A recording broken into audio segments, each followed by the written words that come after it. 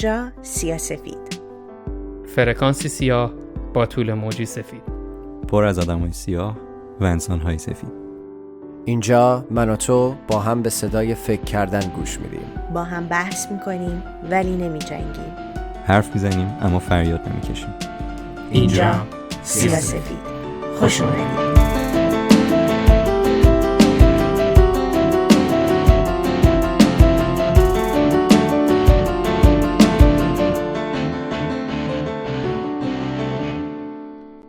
سلام دوستای عزیز، امیدوارم هر جای دنیا که هستین حالتون خوب باشه و سالم و سلامت باشین. من آریان هستم و شما دارین به قسمت سوم پادکست سیاه‌سفید گوش میکنین. امروز علیرضا و پرهام هم با من هستن مثل قسمت‌های اصلی، ولی تو این اپیزود براتون یه سورپرایز داریم. امروز براتون میخوایم کوین گروهمون رو رو کنیم. معاونت اجرایی سیاه‌سفید گستر پویا، میزبان میزبانان پرشیا. پرشیا سلام. سلام آریان، مرسی از این مقدمه خیلی خاصت. من واقعا خجالت زده شدم. خجالت در واقعیت ها رو گفتیم بالاخره. چطوری، خوبی؟ چه خبر؟ مرسی خیلی ممنون. من خیلی خوشحالم که این اپیزود کنارتونم. من پشت صحنه برای اپیزودهای دیگه بودم، میدونم که چقدر کول و باحال اینجا بودم و امیدوارم که از این به بعد بتونم بیشتر توی بحثا شرکت کنم. حسابی هم هیجان زدم واسه موضوع این برنامه. خب اونجایی که من نمیخوام از آریان کم بیارم باید بگم که سلام سرورم، خوش آمدی به برنامه خودت. خب نه، سلام عرض می‌کنم خدمت شنونده‌های عزیز. منم خیلی خوشحالم که پرشیا به این برنامه اضافه شده. پرشیا واقعا جای خواهر نداشته منه و ما چندین سال همدیگه رو میشناسیم و خیلی هم منتظر بودم که به این قسمت برسیم که پرشیا رو معرفی بکنیم، چون هم انرژی خیلی خوبی داره و همین که فکر می‌کنم تو بهترین قسمته، چون تاپیکی هم که ما امروز قراره درباره‌اش صحبت کنیم جزو بحث‌های مورد علاقه خودش هم هست که خودش الان فکر کنم یه توضیحاتی هم دوست داشته باشه درباره‌اش بده. آره من خیلی اکسایتد و هیجان زدم. ببخشید من سعی می‌کنم از کلمه‌های انگلیسی خیلی کمتر استفاده کنم. خودم خیلی حساسیت دارم روی این قضیه. خیلی هیجان زدم برای اینکه موضوع این دفعه رو پیش ببریم. موضوع این هفته هست خوب و بد، اینکه ما تو زندگیمون چه تصمیم‌هایی میگیریم و چه جوری دسته‌بندیشون می‌کنیم، چیا خوبن چیا بدن، اصلا آیا خوب و بدی وجود داره یا نداره.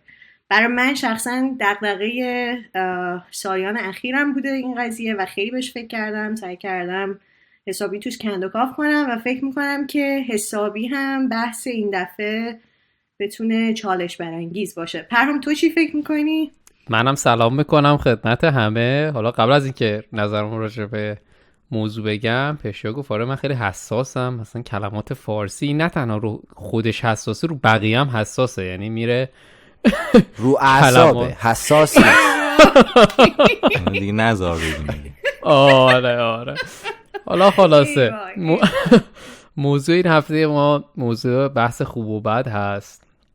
خیلی موضوع گسترده‌ایه ولی در عین حال به نظرم نسل حالا بگم جوان و نوجوان و حتی میان سالها در این دور و زمونه با این سوشال مدیا، با این جوی که در جامعه هست بین جوانها هست، احتمالاً اکثر بچه‌ها بهش برخورد کردن که میخوان یه تصمیمی بگیرن، نمیدونن تصمیم باید کدوم جهتی باشه، مثلا درست کدوم غلط کدوم، میترسیم تصمیم غلط بگیریم مخصوصاً از عواقبش، از اینکه چی کار باید بکنیم. من اینا رو به صورت مثلا یه دیوار برای خودم میبینم که این دیوار مثل یه چیزیه که ما باید بشکنیمش بریم جلو یا بریم سراغ دیوار دیگه. درسته. خلاصه خیلی موضوع جالبیه. حتما که نه، ولی امیدوارم خوشتون بیاد و لذت ببرید. البته من اینم بگم که پرشیا البته اینو نگفت، پرشیا مثل ما متاسفانه مهندسی برخونده توی دانشگاه UCLA و دلیل اصلی که به این موضوع خیلی علاقه داره به خاطر اینکه الان 1 سال داره فکر میکنه که من آیا کار درستی کردم مثلا برخوندم یا کار اشتباهی کردم برخوندم. آقا اگه مشکلت اینه من میگفتم میخوایم تو این برنامه ببینیم آیا اصلا درست و غلطی وجود داره یا نه. به خاطر همین مهمونی هم که انتخاب کردیم قشنگ سعی کردیم از یک دنیای دیگه باشه تا بتونیم پرسپکتیو ایشون هم تو این برنامه داشته باشیم. آره به نظر من این اتفاق خیلی جالبه. ما الان 4 تا برقی نشستیم داریم خوب و بد میکنیم و یه چیزایی رو 4 تا برقی یاد سیم کشی و اینا بابا افتادم. برقی موزیکشو پلی کنین لطفا تو بک‌گراند بچه‌های پشت صحنه.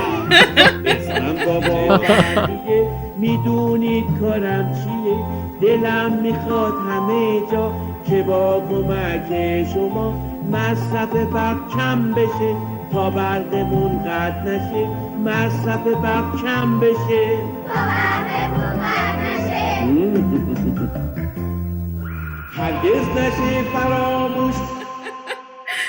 آره ولی مهمان ما خیلی از فضای متفاوتی میاد و فکر میکنم خیلی بتونه ذهن ما رو برای یک دیدگاه متفاوت باز کنه به این مسئله. آخرش احساس کنم همه تغییر رشته بدیم. آره واقعا. آره خیلی خوب. علیرضا به ما بگو که مهمان برنامه کیه؟ چشم. خب من میگم که دیگه بیشتر از این شنونده هم رو معطل نذاریم و بریم سراغ اصل برنامه‌مون که گفتگو با مهمون عزیزمون باشه. مهمون برنامه امروزمون خانم تارا گرامی، بازیگر و فیلمنامه‌نویس مقیم لس آنجلس که اخیراً به عنوان مجری هم در برنامه Persia's Got Talent حضور داشتن. خانم گرامی خیلی خوش اومدین و عصرتون بخیر باشه. سلام علیرضا جون، مرسی که از من دعوت کردین و خیلی خوشحالم که اینجامو با شما آشنا شدم و میخوام که یه بحث خیلی جدی در مورد یه موضوع خیلی جدی باهاتون بکنم. به به. جلیقه هم براتون پوشیدم، خیلی جدی، همه چی خیلی جدی. serious talk. خب بچه هم اخما تو هم من شروع کنم دیگه. مرسی. خب خیلی خوشحالیم که اومدین تو جمعمون. من واسه اینکه بحث رو شروع کنم میخوام یه کوچولو این موضوع خوب و بد و درست یا غلط رو یه کوچولو با هم باز بکنیم، چون خیلی بحث ابسترکت و انتزاعیه، درباره خیلی موضوع مختلف اینو میشه بست بدیم. واسه همین همچنین به رسم برنامه‌مون اولش یه کامن گراوند یا یه زمینه مشترک فکری ما با مهمونمون دوست داریم درست کنیم، یه تعریف مشترک داشته باشیم که از اونجا بریم بحثو ببریم جلو.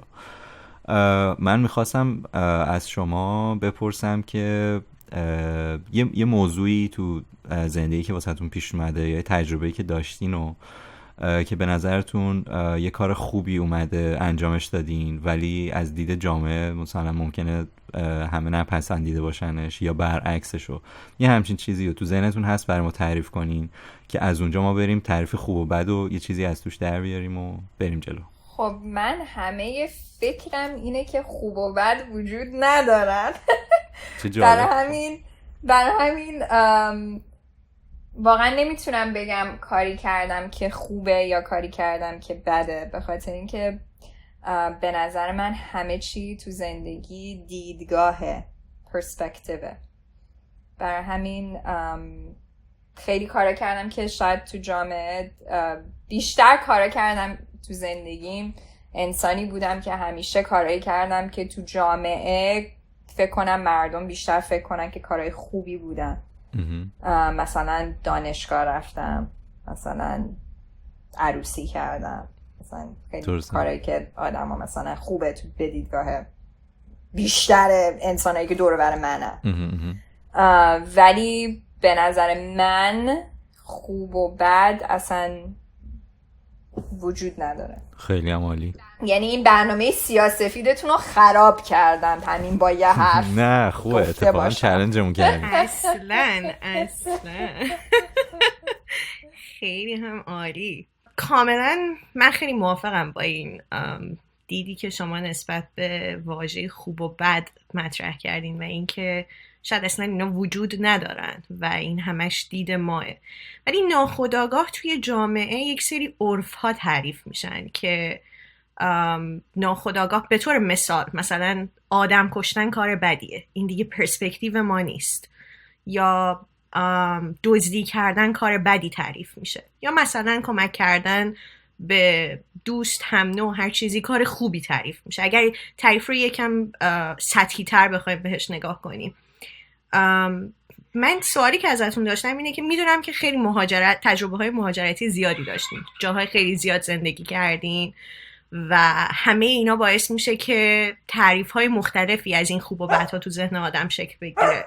دوست دارم بدونم آیا به عنوان یک زن چنین تجربه‌ای داشتین که تعریفتون از خوب و بد بسته به جایی که زندگی کردین تغییر کنه؟ خیلی سوال خوبیه. مثلا منظورتون اینه که مثلا نسبت به جایی که دارم زندگی میکنم دیدگاه هم فرق کنه؟ دقیقاً. درسته. دقیقاً. مثلا توی کانادا، خب مثلا آمریکا یه دنیای دیگه است، یه دنیایی که کاملا با کانادا فرق میکنه، با بقیه دنیا فرق میکنه. اینجا ببخشید که فارسیم زیاد خوب نیست که اینو راحت بگم، ولی خب اینجا یه کشور کپیتالیسته، اینجا خدا پوله، درسته؟ این یه چیز like common knowledge, right? و وقتی که مثلا اینجا اینطوریه، مثلا تو کانادا جوری که مثلا من بزرگ شدم، مثلا تو مدرسه مثلا جوری که چیزی که خوب بوده همیشه it's humility. نه به فارسی humility چی میشه؟ مثلا آدم زیاد از خودش تعریف نکنه. خیلی down to earth باشین. خیلی humility humble. like آره down to earth آدمی که افتاده باشین. متواضع. شاید مثلا آدمی که مثلا زیاد تعریف خودش رو نکنه، زیاد پوز نده، مثلا از این چیزا، درسته؟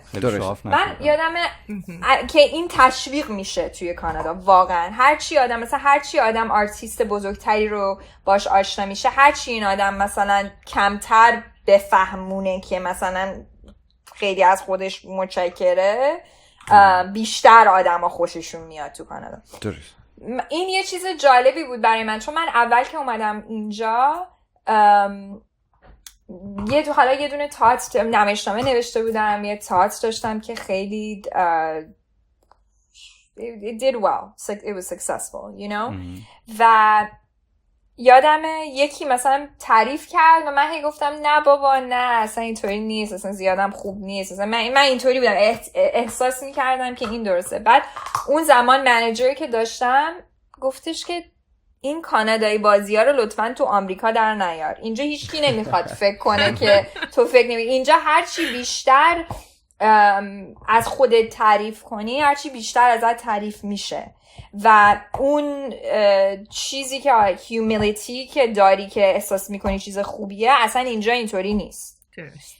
من اینو که فهمیدم همون مثلا 1 سال اولی که اینجا زندگی کردم، اینو که فهمیدم که اعتماد به نفس خیلی مهمه و حتی بعضی اوقات یه ذره پوز دادن اینجا خیلی مهمه برای اینکه آدم تو کارش بره جلو. And I personally, I think that has to do with capitalism, but whatever, that's a whole other thing. این خیلی ببخشید نمیدونم چرا داره پارس میکنه. نه راحت باشید. نمیکنه. بذارید من برم همینطور که دارم حرف میزنم در رو ببندم چون این ولی خب این یه چیزی بود که فرق خوب و بد و توی 2 تا جای مختلف مثلا بین like humility and not humility was a way that I encountered good and bad. زیادم ربطی به زن بودن نداشت، نمیدونم این اوکیه یا نه، ولی of course. ربطی به زن بودن. فقط اگه میشه چون گوشیتون رو مبله نه خیلی گوشیمو با خودم علیرضا دوباره ای بار فکر کردی علیرضا گوشمو گرفتم. خدا. خب شنوندگان عزیز من همینجا برنامه خداحافظی میکنم. این چند تا برنامه خیلی خوب بود، تجربه خوبی بود. منم ریپلیسمنت علیرضا اینا رو کات میکنی. از این به بعد خانم گرامی رو دارین به جای من.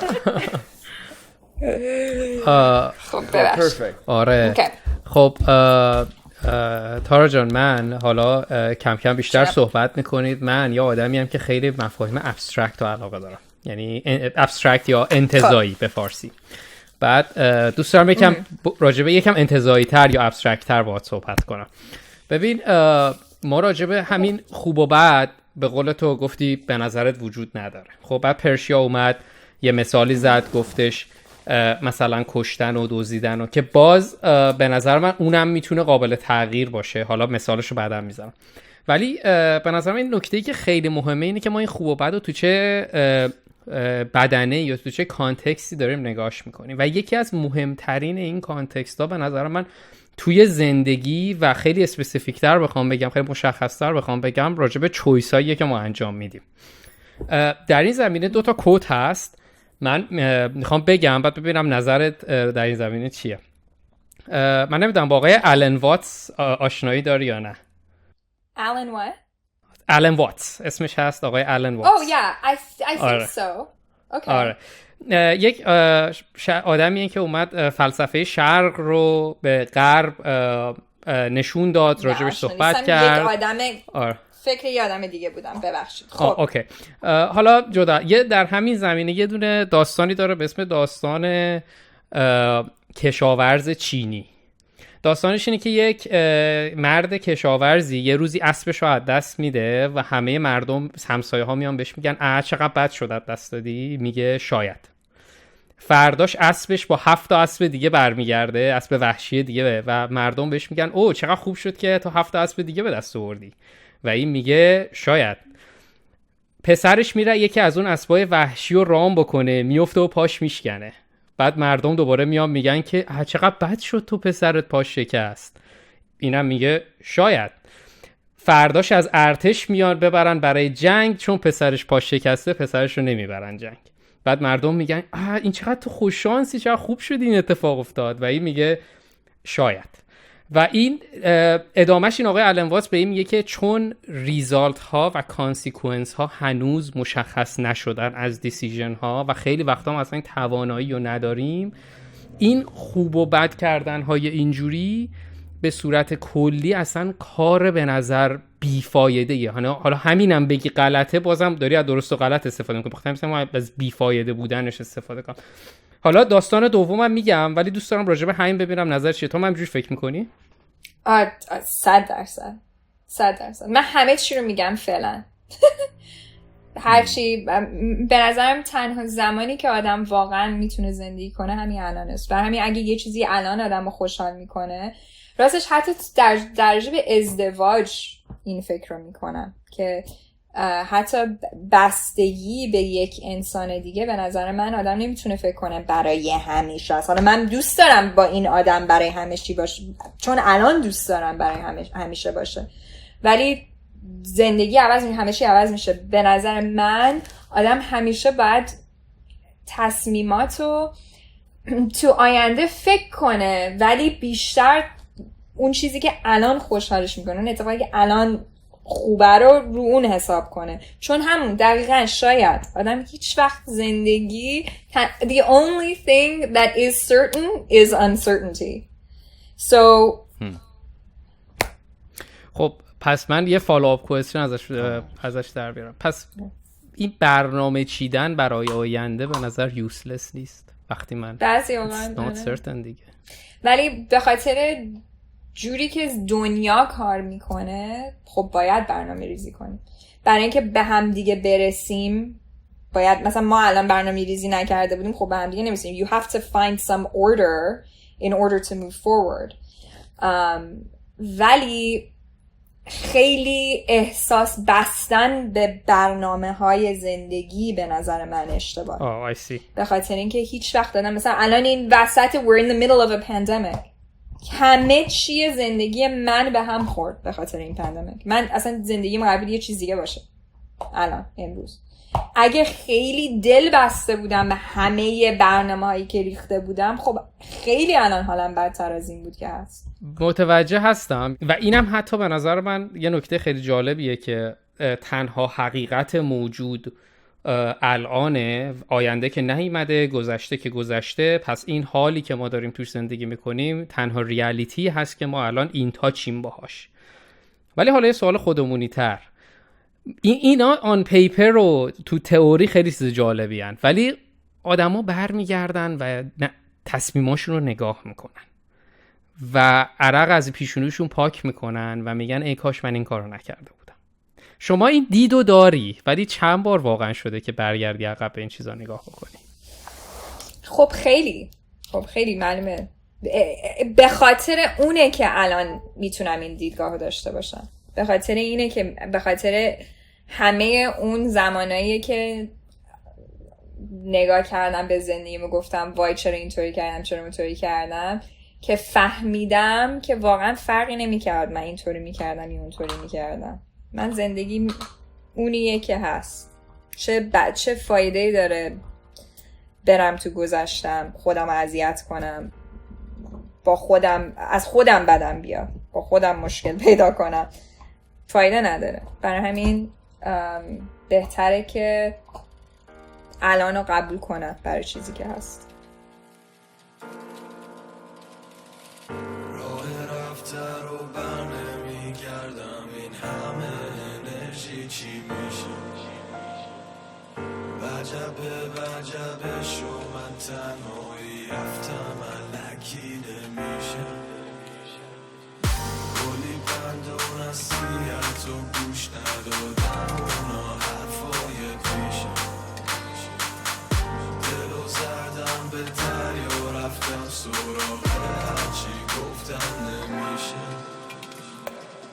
حالا که رنگینم مونده توی بومم که بخواد نقاشی بشه. وقتی دنیا دورو برم مثل یه سنگ به شیشه. وقتی برف و بارونه و برگا میریزه یخ میزنه ریشه. تنها چیزی که برام مونده این قلب منه که از آتیشه.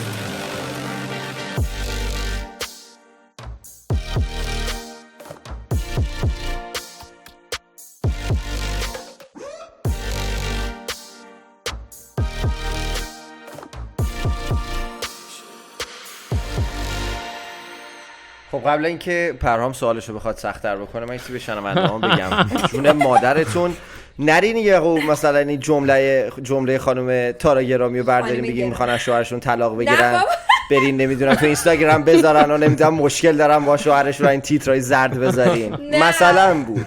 ویدیو این کارو نکنین. نه همیشه اینو میگم، همیشه وقتی مرسی که اینو گفتی علیرضا جون. نه ولی نه جدی، به خاطر اینکه مردم واقعا من مثلا چند بار شده اینو بگم و همه میگن من میگم نه بابا نمیگم که، میگم حتی مثلا چه میدونم مثلا یه فیلمو بازی کردن تو رشته خودم، میدونی یه فیلمو بازی کردن. درسته. من تا اینکه کانترکتم ساین بشه سر صحنه وایسادم، فیلم تموم شده رپ شده، نمیگم من یه فیلم بازی کردم. تو سینماست فکر نمی کنم فیلم بازی کردم.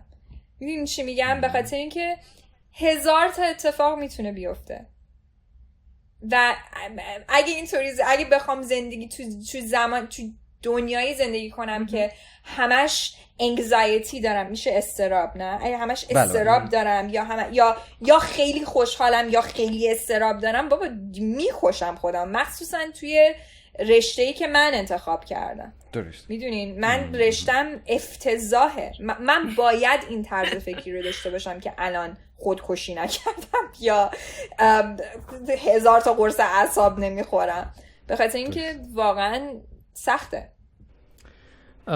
من همونطور که علیرضا گفت یکم سخت‌ترش میکنم با اون با اون مثال دومی که میخواستم بهتون بگم. من یکی از کتابای خیلی مورد علاقه‌ام کتاب بار هستی میلان کندراست. اسم انگلیسیش میشه The Unbearable Lightness of Being. آره. بعد این کتاب بسیار بر اساس همین مقوله خاکستری بودن و که زندگی اینطوره بنا شده. ولی یک چیزی که به نظر من از دل سطرای این کتاب میتونی در بیاری، تو زندگی هممون هم دیده میشه، اینه که این نوع تفکر sounds very logical ولی من حس میکنم یک تیغ دولبه است. یعنی هم ضرر داره هم ضررش به این خوبیش همینه که آقا من از اون اضطرابی که نسبت به آینده و اون فرستریشنی که نسبت به گذشته دارم میام بیرون، ولی از طرفی وقتی من دیپ داون به این باور داشته باشم که دنیا قابل پیش بینی نیست، من واقعا چطور میتونم برای خودم دریم تصور کنم؟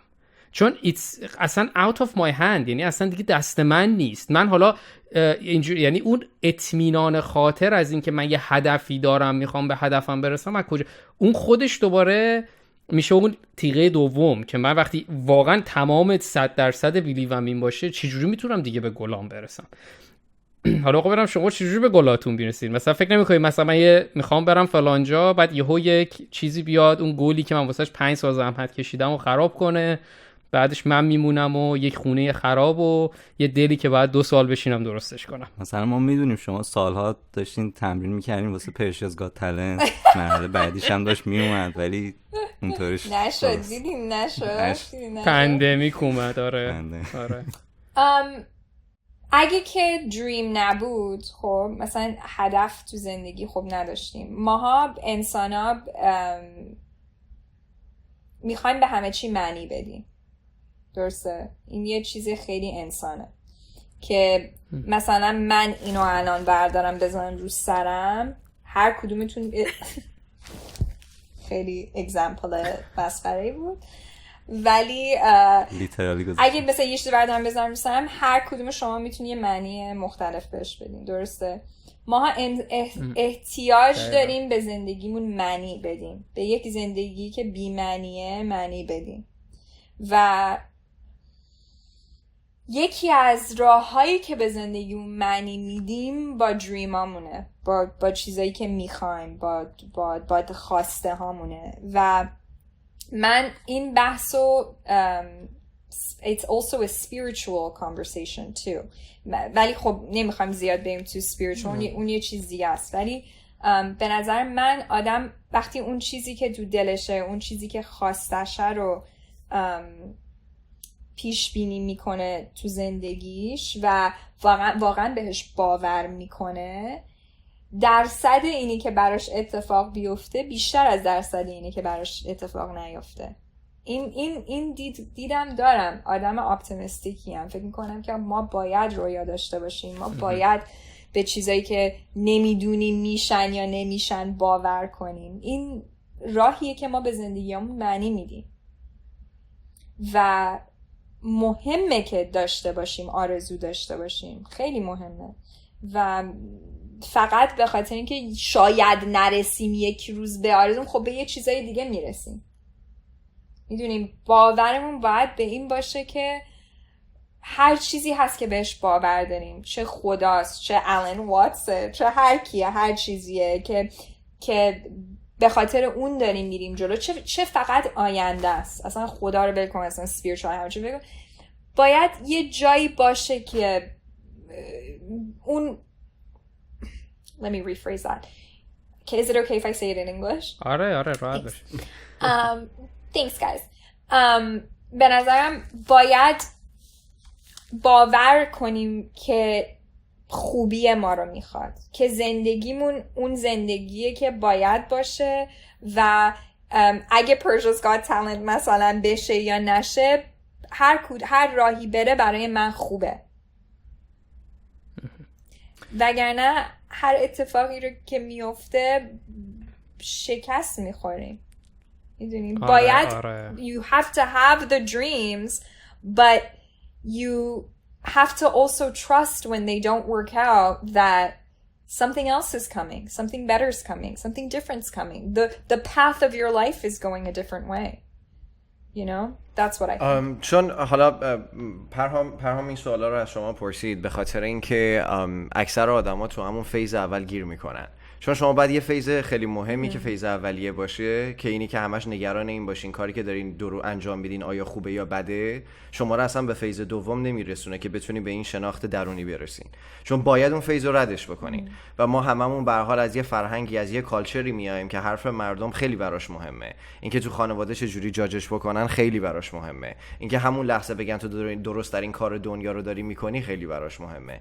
به خاطر همین آخر میرسه به یه حالت حالت سکریفایس کردنه که آدم خودش و آیندهشو میاد قربانی میکنه برای رضایت بقیه آدم ها. چون من مثلا خودم از سن 16 سالگی دلم میخواست از ایران بیام بیرون، چون میدونستم با توجه به اخلاقیاتی که دارم و چیزی که تو زندگی میخوام اگر ایران بمونم تصمیم اشتباهیه. ولی مادر بزرگم، پدرم اعتقاد بر این داشتن که اگر من از ایران خارج بشم یا افسرده میشم یا خودکشی میکنم یا بیچاره میشم و اصلا مسیر زندگیم بدتر از اون چیزی میشه که بتونم فکرشو بکنم. همه فکر میکردن اشتباهه، ولی از دید من درست ترین کار دنیا بود. چون اصلا منم مثل شما این دیدو داشتم که اصلا درست و غلطی وجود نداره. شما هم نمیدونین، منم نمیدونم.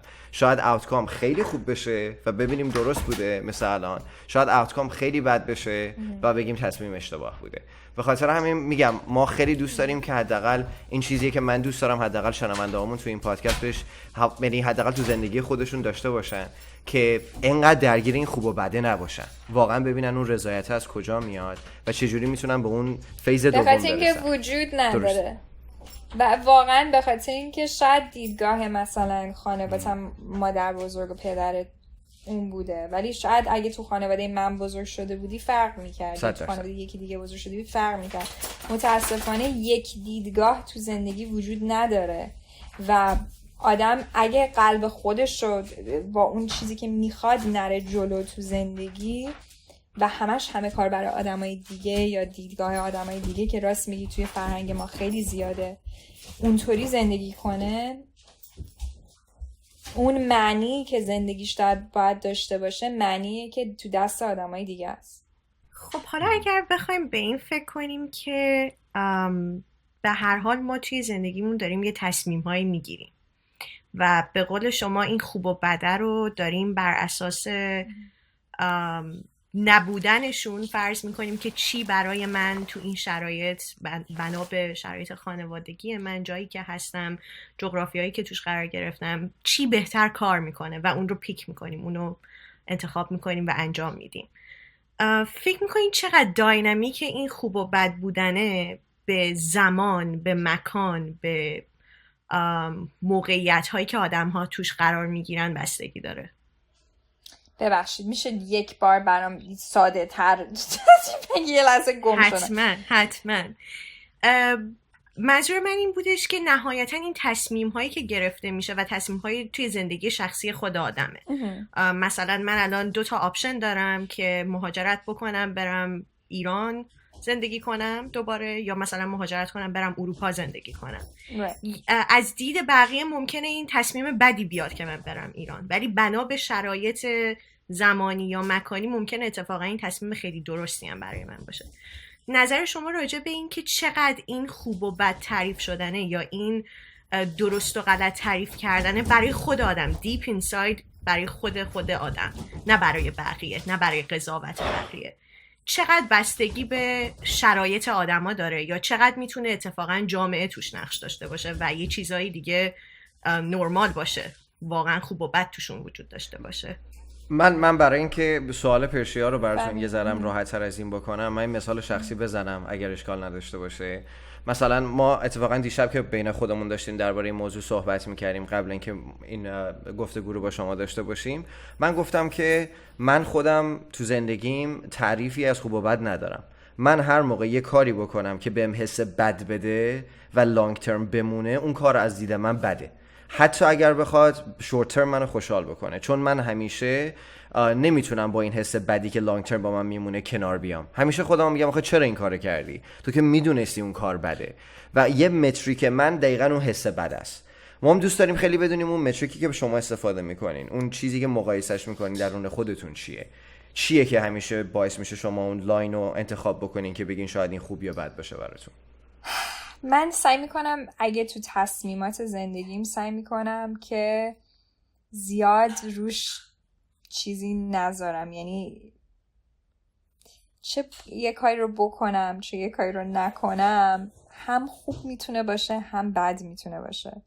برای همین باید از توی به دلم گوش کنم، به شرایطم گوش کنم، بعضی وقت به دیگران گوش کنم، ولی بدونم که هر انتخابی بکنم انتخاب درسته.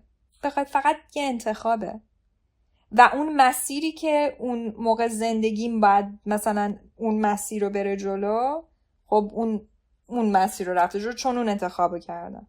اگه بخوام خیلی روش مثلا نمیدونم تصمیماتمو خیلی روشون حساب کنم و خیلی سنگین بگیرم تصمیم، خب پدر آدم در میاد. درست. این چی میگم؟ آدم به نظر من یه تصمیمی که آدم میگیره از قلبش میگیره، از آدمی که دوسته. ببخشیدن از سر صدا میشه ولی فرقی نمیکنه. یه تصمیمه. I choose because I choose. That's it. اگه بخوام خیلی روش معنی بذارم و مامانم چی فکر میکنه، بابام چی فکر میکنه، عمم چی فکر میکنه، معلمم چی فکر میکنه، هرچی، فرقی زیاد نمیکنه. میدونین چی میگم؟ خب آره، آدم بعضی تصمیمات، مثلا من دانشگاه نمیخواستم برم، واقعا نمیخواستم برم، ولی احساس میکردم که وظیفمه برم دانشگاه، به خاطر اینکه بچه مهاجرم، مامانم اگه تنها بود منو تنها بزرگ کرد، من با بابام بزرگ نشدم، همه کارو برام کرد که منو برسونه به دانشگاه. برای من احساس میکردم وظیفمه برم دانشگاه. اگه نرفته بودم دانشگاه الان شاید خب خیلی بیشتر تو فیلم و تلویزیون بازی کرده بودم، ولی 4-5 سال زندگیم رفت به تئاتر و رشته تئاتر و تئاتر خوندن و خیلی جدی. در همین اون بود، ولی چیز زندگیم، راه زندگیم اون بود. میتونم بشینم بگم کاش نرفته بودم دانشگاه، نه، راه زندگیم اون بود. اون موقع باید حرف مامانم، حسم این بود که باید حرف مامانم رو گوش کنم، یا وظیفم این بود که حرف مامانم رو گوش کنم. برای همین گوش کردم و این شد و اون مسیرم بود که بعد منو به امروز میرسون. این دیدی که به زندگی داریم برای من خیلی جالبه، یعنی که تو لحظه حس میکنم زندگی میکنین، این چویس هایی هم که انتخاب میکنین احساس میکنم واسه اینه که اون لحظه حالتون رو خوب کنه. این به نظر من شاید یه قسمت زیادیش از سلف ریسپانسیبیلیتی بیاد، چون آدم ها وقتی برای بقیه کار میکنن و انتخابشون بر اساس فرض کن جامعه است، یه جورایی انگار در اون احساس مسئولیت رو میندازن گردن بقیه، میگن چون همه دارن این کار میکنن منم این کار میکنم. ولی خیلی خوبه که آدم این احساس مسئولیت رو بذاره رو خودش و همینجوری که داریم میگین بالاخره یه انتخابی میکنم، یا درسته یا غلطه، یعنی حالا به قول شما درست و غلط نداره، یه انتخابیه که الان تو این لحظه کردم. یه سوالی که برای من اینجا به وجود میاد اینه که اگه همه چیزا خوب پیش بره بر اساس اینجور انتخاب کردن ها خیلی عالیه، خیلی حس خوبی به آدم میده، ولی موقعی که آدم شکست میخوره تو اینجور انتخاب کردن ها، چون خودش انتخاب بر اساس اعتقادات خودش کرده، بر اساس جامعه بیرونش نبوده یا پیر پرشر چیزی نبوده، ممکنه دیل کردن باش سخت‌تر باشه. سوال من اینه موقعی که تقریبا مطمئنم خب هر کس تو زندگی زمین میخوره بالاخره، دوست دارم بدونم موقعی که شما یه جوری زمین خوردین یا احساس شکست کردین، اون موقع چی باعث شده که دوباره پاشین ادامه بدین؟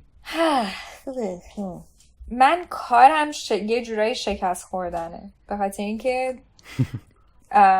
بازیگر بودن 90% تلاش کردن برای گرفتن کاره. درسته؟ من مثلا همین 2 تا آدیشنی که امروز فرستادم یا 10 تا آدیشنی که این ماه فرستادم یا هرچی، خیلی نه میشنویم، خیلی کار همیشه میگم احساس میکنم دارم یه ماراتون میدوام و آخر ماراتون رو نمیبینم. برای همین خب خیلی هم شده، مثلا همین اخیراً یه دونه آدیشن بود که واقعا میتونه زندگیمو عوض کنه و تا مرحله آخر رفتم که با نتورک تست کردم که برای یه شویی که یعنی واقعا بزرگترین آرزوم بود. خب بعد زنگ زدن به منیجرم، گفتن که we're not giving her the job but we're not giving her the job. یعنی کار بهش نمیدیم ولی نمیگین کار. شما لطفا شماره اون ایجنسی رو بدید، ما میریم درستش میکنیم. آره شما برین ما آشنا اپل زیاد تیوی، داریم. مال اپل بود، برین با اپل صحبت کنید. یا خدا میشه. یا خدا. نه ولی خب خیلی حسه. بعد فهمیدم دادنش به یه دختر دیگه که لبنانی بود، اصلا مهم نیست. ولی خب خیلی سخته، خیلی سخته. من هی رفتم ویدیوامو دیدم، گفتم چی کار بیشتر میتونستم بکنم مثلا، ولی بعد یادم افتاد که فرقی نمیکنه. سرنوشت من تو این لحظه اینه نبود، مال من نبود. اون دریمی که داشتم این نبود. اوکی.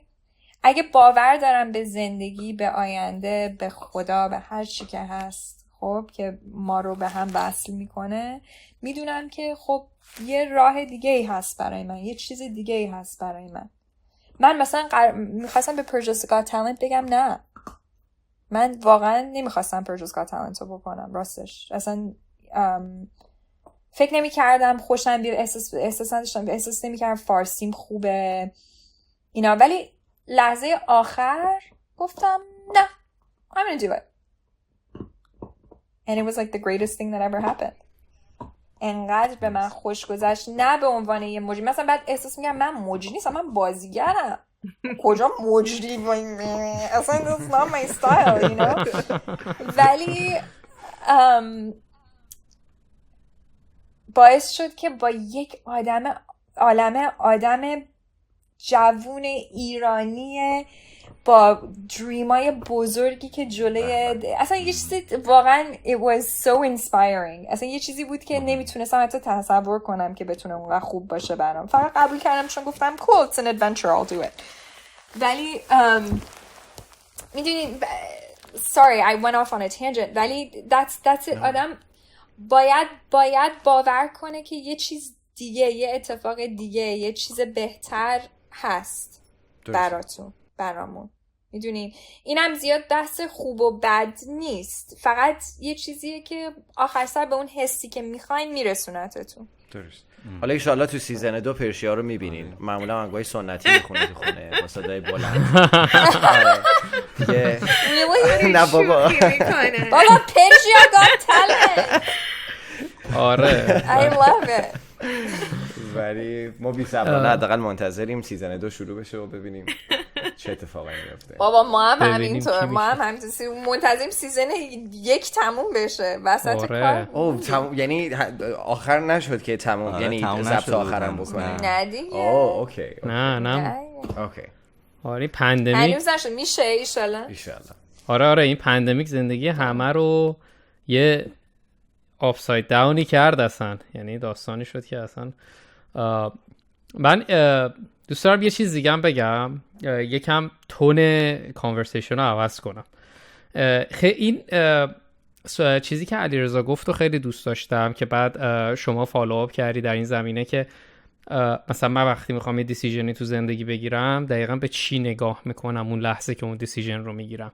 چون من خیلی رفیقا دارم توی مخصوصا ایران که بودم، هی ترای میکنن که زندگی رو اپتیمایز کنن، یعنی هی به بهترین، هی مثلا 3 تا قدم جلومونه من کدومو برم. بعد مثلا اگه اون همه تایم فکر کردن رو میذاشتن دونه دونه امتحان میکردن میفهمیدن کدوم واسه زندگیشون بهتره. ولی این ویگ بودن و تار بودن آینده که اصلا خاصیت آینده است باعث میشه ما خیلی وقتا نتونیم مطمئن باشیم و اکثرا نیستیم و به قول شما باید با یه معیاری، حالا اون معیار رو من اسمشو میذارم ولیو، میگم ارزش یک انسان، باهاش انتخاب بکنیم. ولی یه نکته‌ای هست، اینایی که ما گفتیم راجع به درست و غلط گفتن راجع به زندگی خودمونه. ما خیلی وقتا میگیم درست و غلط بودن راجع به زندگی دیگران هم بحث میکنیم. من بهم میگم قضاوت، خب، و یه روی خوشش هم میگم ادوایس، یعنی توصیه.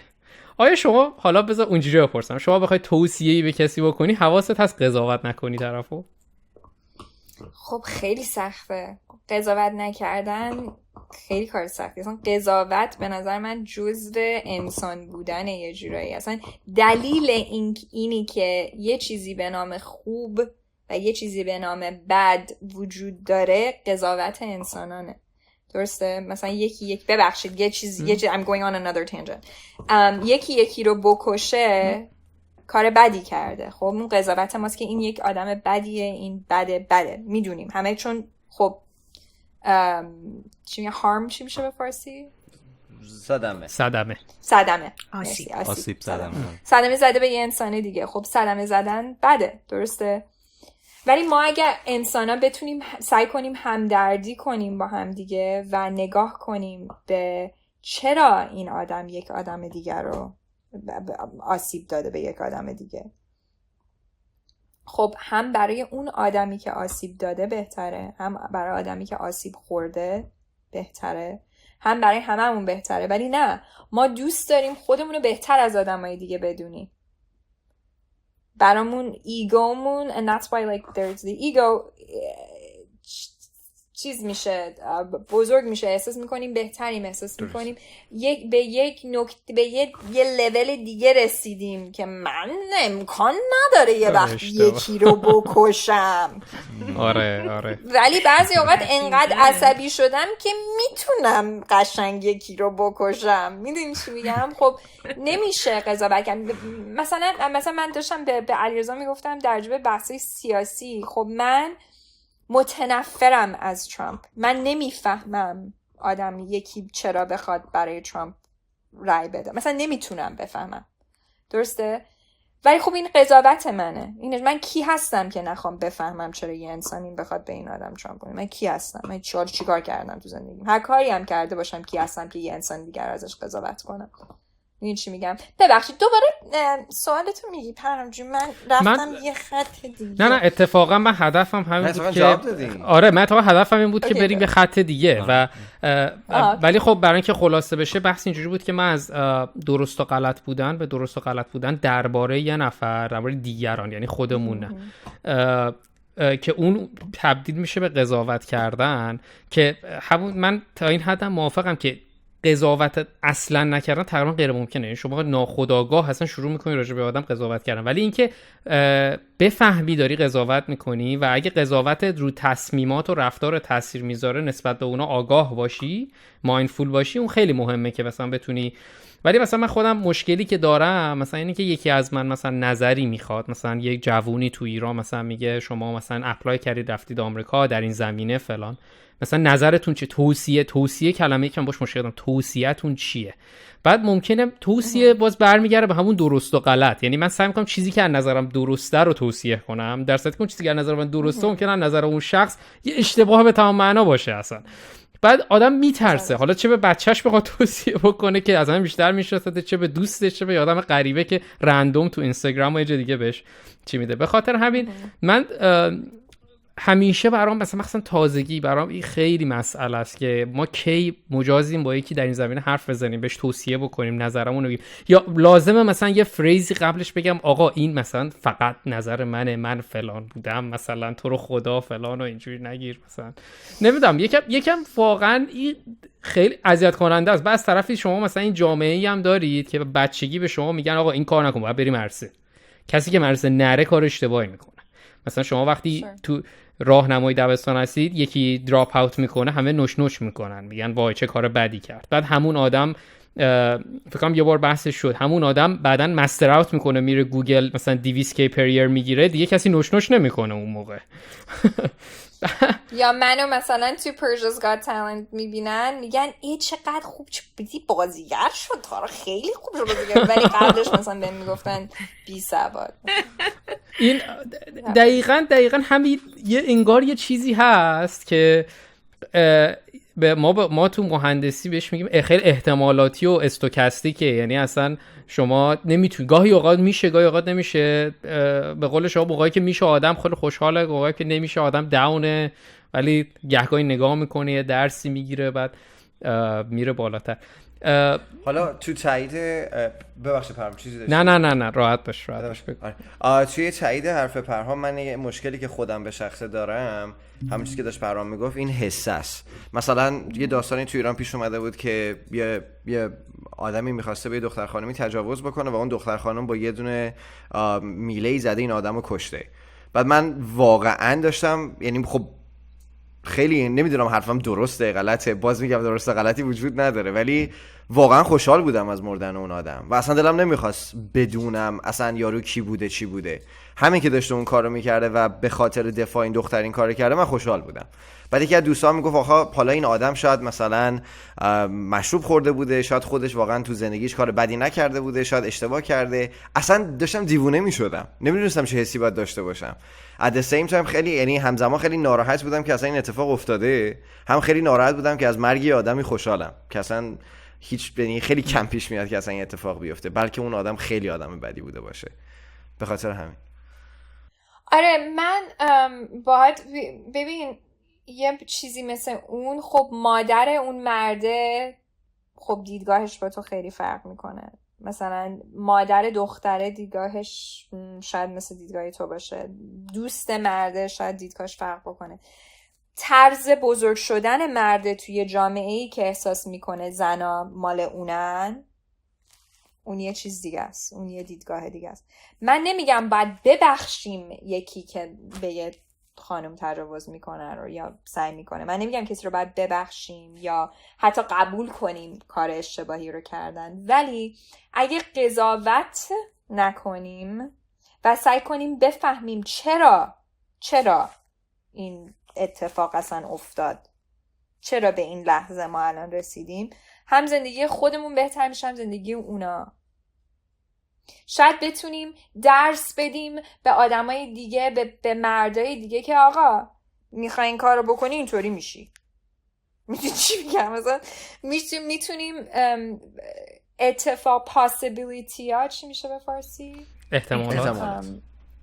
احتمالات پیشرفت بیشتره اگه قضاوت نکنیم، ولی اگه قضاوت بکنیم و همیشه با نفرین خب بعد بین خودمون و آدمای دیگه یه پرده میزنیم که انگار با هم فرق میکنیم. ولی من با اون مرد هیچ فرقی نمیکنم، هم من انسانم هم اون انسانه، ولی خب تجربه‌مون توی زندگی فرق کرده که من الان اینجا نشستم و اون الان مرده. میدونی چی میگم؟ هر دومون انسانیم. بر همین اگه من بهتر سعی کنم بفهمم اونو و کمک کنم اونو که به یه انسان دیگه چی میگن گفتین آسیب نزنه. آسیب بله. خب اونطوری زندگیم پیشرفت میکنه، زندگی اونم پیشرفت میکنه، زندگی دخترم پیشرفت میکنه، اصلا میتونیم پیشرفت کنیم. درست. این خیلی خیلی جالب بود. من از حرفای شما 2 سوال میخوام از خودتون بپرسم بیستان حرفای خودتون. سوالی که من حس کردم شما به سرنوشت اعتقاد دارید، یعنی که یه چیزی هست نوشته شده من به اون میرسم، درسته؟ این به این اعتقاد دارید؟ اوکی. پس یه نکته دیگه اینه که حس کردم هپینس به عنوان یک حالا کود آن کود بگم گول یا هدف برات هست، اینم درسته؟ یعنی چون من به شخص اینجوری فکر نمی کنم، بعد واقعا برام جالبه که مثلا حرف میزنم با کسایی که اینجوری فکر میکنن. واقعا؟ من فکر همه اینطوری فکر میکنن. نه من به شخصه مثلا من هپینس به نظر من گول نیست، یعنی هدف نیست. ببین هپینس الان میدونی نه که زندگیم هیچ وقت ببین نه شاید اشتباه گفتم اینو یا فهمیدم یا there's no such thing as happiness. You're never going to be happy. That doesn't exist. Happiness is right now.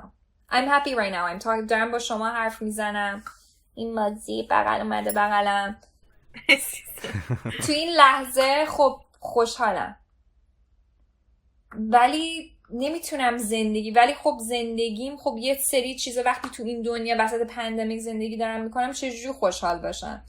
آره فکر میکردم من خیلی فکر میکنن من مثلا شوهر کنم مثلا خوشحال میشم، بعد با شوهرت اولین بحثی که داری میکنی میگی خب نه اصلا خوشحال نیستم. والا به خدا خانم گرامی مشکل ندارم با شوهرشون، اینا رو من باز میگم، اینا مثاله بابا پست نذارید سوال نفرستید خواهش میکنم. نه به خدا خیلی الان میگم بیاد باهاتون حرف بزنم خوبیم. نه من ندارم اینو، بیشتر از دوستام دارم حرف میزنم که مثلا همش میگن مثلا دنبال شوهرن، مثلا در جور شوهر خیلی حرف میزنیم و اینا، میگم آقا میگیرینم زیاد فرق نمیکنه، میرین دنبال چیز بعدی. حساب نکنید روش. حساب رو هیچی نمیتونیم بکنیم چون هیچی خوشحالی نمیاره. تنها چیزی که خوشحالی میاره شکر برای چیزی که داریم.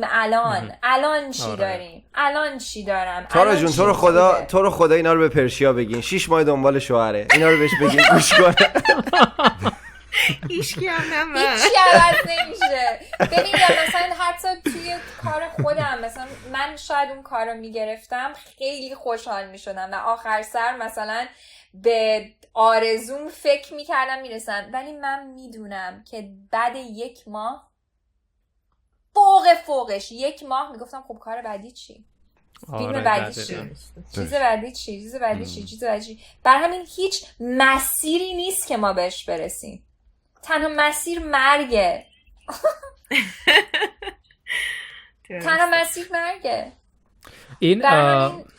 این دیدگاهو ببخشید من پریدم وسط، ولی نه این الان خیلی نزدیکتر شد به اون چیزی که دقیقا من تو ذهنم. این به نظر من دقیقا این هپینسم یک چیز مبهمیه که هر کی یه تعریفی ازش داره.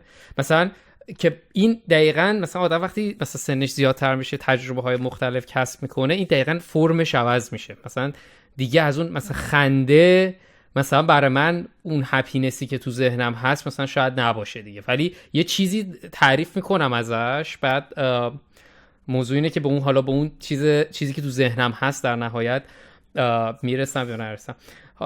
من به عنوان حالا سوالی که حالا خودم اینترستدم بدونم راجبه میخوام که یه چیزی راجبه اکت کردن که خیلی برای من جذاب. من خیلی بچه که بودم دبستان بودم کلاس اکتینگ میرفتم توی ایران، بعد خیلی علاقه داشتم و بزرگتر که شدم حس کردم اینقدر تلاش میخواد که من درسمو بخونم بهتره. مثلا اینجوری بود. بعد من برای مهندس شدن زیاد تلاش نکردی؟ چرا؟ ولی اینجا برای من آسون‌تر بود. بیان یه چیزتر. واقعا فکر کنم آسون‌تر باشه. برای من این راحته. بعد این یه چیزی که تو اکت کردن احتمالاً یعنی من حداقل دیدم اینجوری که میکنن، خیلی مثلا یه نقشی که میخواد یکی بازی کنه خیلی میره تو اون نقش، خودش رو میذاره جای کاراکتر، اون کاراکتر رو مثلا خودش میشه برای یک مدتی که داره اون نقش رو بازی میکنه. تا حالا شده شما یه چیزی، یه باوری، یه درست و غلطی حالا تو ذهنت بوده، بعد رفتی تو کفش اون کاراکتر، بعد دیگه اومدی بیرون گفتین این دیگه الان نمیفهمم این درسته یا غلط؟ چه این تجربه‌ای تا حالا پیش اومده؟ اصلا همه معلومه. خب اصلا همه دلیل این دیدگاه من بازیگر بودنه.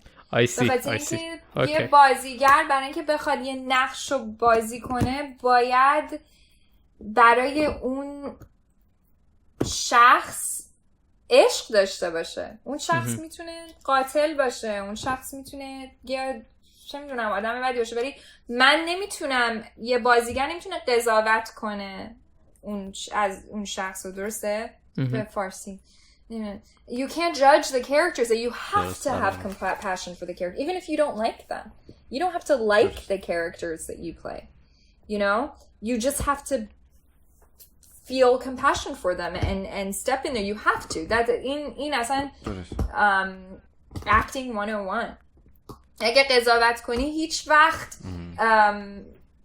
واقعیت یه شخص دیگر رو نمیتونی نشون بدی با آدمای دیگه. من منیژر میشناسین همه؟ بله. مثلا منیژر من تتو دارم، نشون بدم منیژر. مرسی. ولی منیژه مثلا خب آدمیه که میتونیم خیلی قضاوت کنیم، میتونیم خیلی نکنیم دیگه، ولی منیژه یک خانوم واقعی. اگه شما داستان زندگی منیژه رو میدونستین اصلا به این فکر قول میدین یه بار باهاش صحبت کنین، راضیش کنین بیا تو برنامه‌مون؟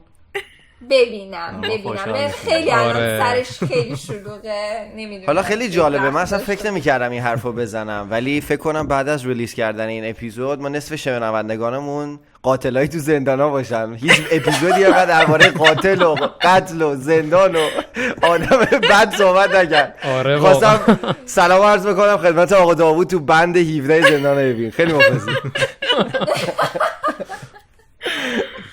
خب پرسیا میتونی سوالتو وقت بپرسی؟ شما رو گرفتیم. شما هم مثلا نه اصلا ببخشید داره تموم میشه وقتمون. من می‌خواستم نه نه راحت همش باشید. نگرانم که شما قرار اون آدیشنتون رو بفرستین و اینا یه موقع وقت نه فرستادم تموم شد همه چی اوکی مرسی. خب نه ولی حرفی که میخواستم بزنم اینه که اون آدمایی هم که تو زندانم، من نمیگم کار درستی کردن یا هرچی، ولی میگم ما نمیتونیم قضاوت کنیم و اگه میخوایم دنیا رو جای بهتری کنیم و مردم پیشرفت کنن باید با همدردی به هم دیگه نگاه کنیم، حتی به آدمایی که دوست نداریم، حتی به چیزایی که نمیفهمیم، مخصوصا به چیزایی که نمیفهمیم. مثلا کامیونیتی LGBTQ ایرانی خیلی صدمه میخورن به خاطر اینکه مردم ایرانی نمیفهمن، فقط به خاطر نفهمی و قضاوته، نه به خاطر اینکه کار اشتباهی میکنن. برای همین این دیدگاه منه. مرسی. عالی. من به عنوان سوال آخر دوست دارم که ما راجع به این حرف زدیم که چقدر ادوایس دادن کار سختیه، بدون اینکه یعنی اون تلفیق ادوایس دادن، پیشنهاد کردن یا قضاوت نکردن، همه این چقدر کار آدم سخت میکنه. حالا بیایم فکر کنیم یه دختر 16-17 ساله‌ای توی ایران قصد مهاجرت داره، نمیخواد ایران بمونه، فیزیک و ریاضی و شیمی و همه چیز خوبه، اراده کنه میتونه بهترین دانشگاه اینجا مهندسی بخونه یا ساینس بخونه، ولی قلباً خیلی دوست داره که بازیگر بشه یا نوازنده پیانو بشه یا هر چیزی که ما تحت عنوان یک هنرمند تعریف میکنیم. و البته این رو هم در نظر بگیریم که با این شرایط اقتصادی که الان داریم خیلی سخته که بخواد ساپورتی از خانوادهش داشته باشه، یعنی اومدنش و مهاجرت کردنش بر دوش خودشه. اگر بخوایم به این دختر 16-17 ساله یه ادوایسی بدین که چی کار کنه، بیاد بازیگر بشه یا بیاد اینجا مهندس بشه و زندگیشو فیگر اوت کنه، کدومو میگی؟ That's a tough one. من خیلی ازم میپرسن، میگم من میخوام بازیگر بشم چیکار کنم اینا. من میگم تنها راهی که یه شغلی مخصوص مثل بازیگری رو باید ادامه بدین اینه که هیچ علاقه دیگه به هیچ چیز دیگه ای نداشته باشین، بدونین که فقط و فقط اینو میخواین، به خاطر اینکه انقدر سخته آخرش میری همون شیمی رو میخونی مثل پرهام جون. مرسی. خب راست میگم. من برق بودم به خاطر هم میخوام. برق نه شیمی نه، ولی اینه من همیشه اینو به همه میگم که وقتی آدم یه کار سختی رو میخواد، زیادم سخت نیست ولی خب بستگی مثلا انجینیر شدن نیست که این کارو بکنی این چیزشه، نتیجهشه، آوتکامش مشخص باشه. آوتکام مشخص اصلا وجود نداره کاملا. آدم من خودمم بکشم 1000 تا فیلمم بسازم میتونه هیچکی منو نشناسه و هیچکی منو بازیگر نبینه. میدونین همه چیش یه جورایی شانسه.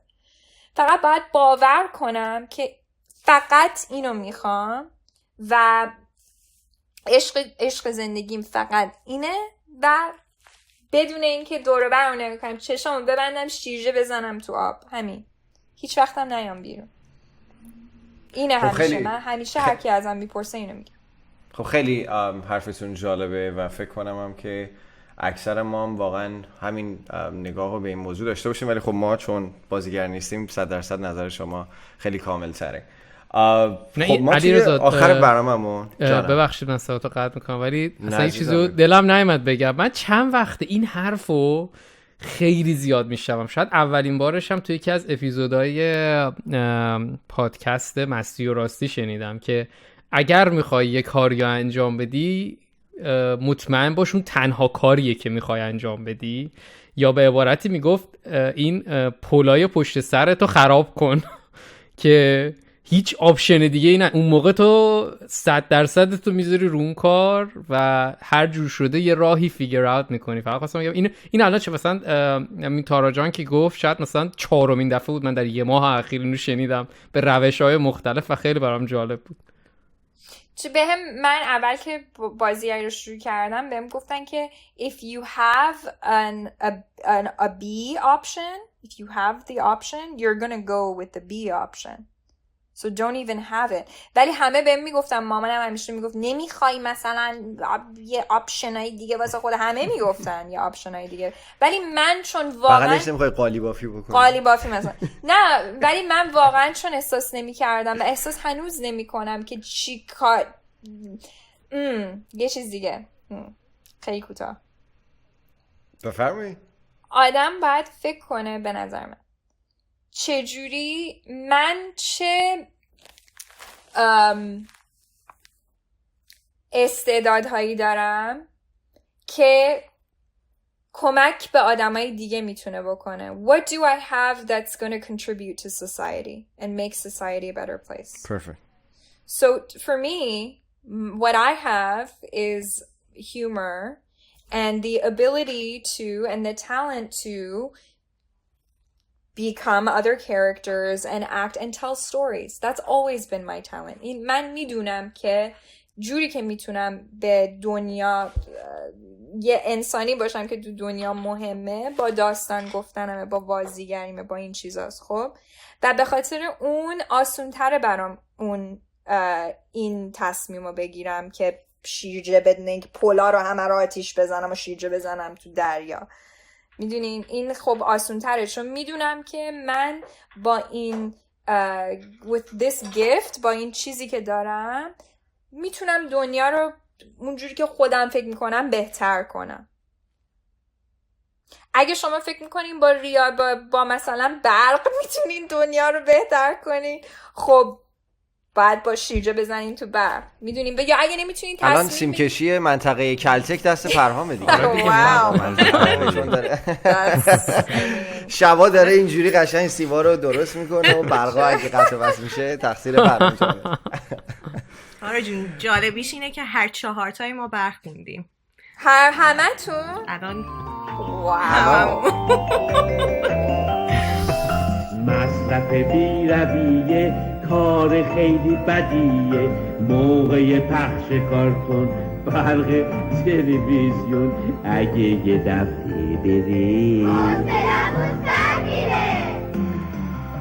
ولی به خدا خیلی درباره برق کم حرف میزنیم. معمولا درباره آب و آتش زیاد صحبت می‌کنیم، با برق زیاد رابطه خوبی نداریم. ولی من همه بفرمایید. نه هیچ، می‌خواستم همه بچهای خانواده‌ام همشون مهندسن، برق، مهندس مکانیک، مهندس همه چی هستن. بر همین من خیلی فرق میکنم با همه. اتفاقا فردا صبحم ساعت 7 صبح باشون زوم دارم و همه جای دنیا همه کازنا داریم جمع میشیم، یک مشت مهندس و من. در این فردا صبحم هم اینطوریه. وارماپتون کردیم دیگه. حالا چون الان دیگه به قسمت آخر برنامه‌مون رسیدیم و پرشام سوال آخر رو پرسید، ما یه رسمی داریم که همیشه 3 تا سوال، 2 تاش فانه یکیش جدیه. آماده کردیم. شما از بین 1 تا 3 2 تا عدد میتونین انتخاب کنیم و من 2 تا سوال از شما بپرسم. حالا عدد اول انتخاب بکنین. بین 1 تا 3؟ بین 1 تا 3. خب 3. اوکی، پرفکت. خب کراش بچگیتون تو سلبریتی های ایرانی کی بوده؟ بلک کاتس یادتونه؟ کدومشون؟ پیروز. اوکی. The lead guy؟ بله. و اندی هم همینطور. تمام شد. سلام عرض میکنیم خدمت آقای اندی، خیلی مخلصیم. پیروز چی؟ ببخشید ایگنور کرد. ای خدایا حواسمون باشه ایشون گوش ندادن برنامه رو، از من ناراحت میشن. نه شوخی کردم. سلام عرض میکنم خدمتتون، این برنامه رو میشنوید. و حالا عدد دوم یک. پرفکت. به نظرتون اشتباه کردن یا شکست خوردن تو زندگی یه کانسپت سیاه یا سفیده؟ اگه بخوایم خیلی ساده جوابشو بدیم. هیچ کدوم. یعنی هیچ کدوم؟ هیچ کدوم. پرفکت. اوکی. تاثیر دیدگاه داره. مرسی. خیلی عالی. خب دوم آها دو. اوکی دو رو میتونم بگم، حالا لونم. اوکی دو میخواستم بگم لس آنجلس یا تورنتو. LA. اوکی. I love Toronto. Grew up in Toronto. Love Toronto. ولی با کوه فایده نداره دیگه گفتین اقیانوس با کوه و اقیانوس دیگه نمیتونم و آدم وقتی هم کوه میتونه ببینه هم اقیانوس رو میتونه ببینه، خیلی سخته برگرده توی فقط برف و شهر و این چیزا. کامبینیشن عجیبیه. ولی به عنوان صحبت آخر دوست داشتم از طرف کل تیممون ازتون تشکر کنم بابت وقتی که امروز گذاشتین، صحبتی که با ما کردین. ما که خیلی کانورسیشنمون رو دوست داشتیم. امیدوارم شما خوشتون اومده باشه. من هم همینطور. مرسی. احساس میکنم تا فردا میتونم باتون حرف بزنم. خب این باعث واقعا افتخار ماست، چون من این حرفو با آقای نادری هم زدم، این حرفو به شما میزنم. اینکه شما اومدین به عنوان مهمونای اولیه تو برنامه ما هستین واقعا یه لطف بزرگه و همین که ما رو حمایت کردین و دارین به ما اجازه میدین که ما این برنامه رو ضبط کنیم و به دست شنونده‌مون برسونیم، برای ما یه دنیا ارزش داره و واقعا همیشه ازتون ممنون خواهیم بود به خاطر این لطفی که به ما کردین. قربونت برم. مرسی علیرضا جون. مرسی از همتون. واقعا خوش گذشت. خیلی کم پیش میاد که بتونم با یک آدم جالب ایرانی حیوانی، همه ایرانیایی که باشون کار میکنن هیچ کدومشون جالب نیست، یه مش آدم بورینگ لوس همکار ما شد. نه ولی جوونایی که واقعا میخوان یه کار باحال بکنن، یه چیز جدید بذارن توی دنیا. I love that. It's great. So thank you so much for having me. مرسی که منو انتخاب کردین. ممنون. دستتون درد نکنه و خیلی خیلی عصر و شب خوبی داشته باشین. مرسی. Bye guys. Leave. Should I leave? یا دیگه تموم شد؟ نه هستم. اینو میتونم پاز کنم. تازه میخوایم گپ بزنیم، میخوایم قیمت منیژه کنیم، باره اونو میتونیم پاز کنیم.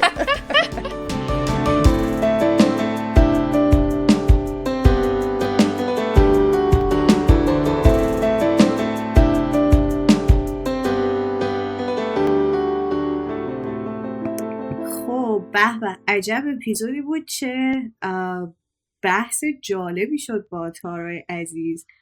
حسابی من لذت بردم. خیلی برای من جالب بود که از دیدگاه یک آدمی که فعالیت هنری میکنه و شاید از فضایی که حالا من اولش گفتم ما برقیات و ما هم خندیدیم، ولی که دیدگاه ماهایی که حالا توی مدرسه مهندسی رفتیم به مسائل اصولا جور دیگه نگاه میکنیم. خیلی برای من جالب بود که آدم هایی که حوزه فعالیتشون متفاوته و مسائل روزمره زندگیشون چقدر متفاوت یا چقدر شبیه ما برخورد میکنن و فکر میکنم این بحث حسابی این رو بازتاب داد. آره دقیقاً. نظر تو چی آریان؟ دقیقاً ما هم یه جوری فکر میکردیم یه جور دیگه شد کلن. یعنی یه سری سوال آماده کرده بودیم، یه پیش بینیایی میکردیم که تارا جان چجوری بهمون جواب بده. اصلا خط پادکست یهو عوض شد با جوابایی که داد. خیلی جالب بود برای من به شخصه، ولی در نهایت هم به نظرم خیلی جالب شد که تهش از مسیرهای مختلف فکری که حالا ما داشتیم و تارا جان هم داشت، تهش یه جورایی به یه نتیجه رسیدیم و اینم برای من به شخص خیلی جالب بود. آره به نظر منم خیلی جالبه دیگه این که تو بتونی ابتدا و انتهای این طیف رو بذاری کنار، اون خوب و بد رو بذاری کنار و اون وسط ها رو ببینی یا اصلا یه جاهایی متوجه بشی که اون موضوع قابل بررسی شدن با این دوتا دسته خوب و بد اصلا نیست. برای یه سری مسائلی که ما تو زندگی باش روبرو میشیم اصلا دلیلی نداره که بخوایم خوب و بدی مطرح کنیم و یا بیشتر از اون بتونیم این طیفه رو متوجهش بشیم که کجای این وایس داریم. خیلی به نظر من بحث جالبی بود. امیدوارم که شنونده های ما هم خوششون اومده باشه.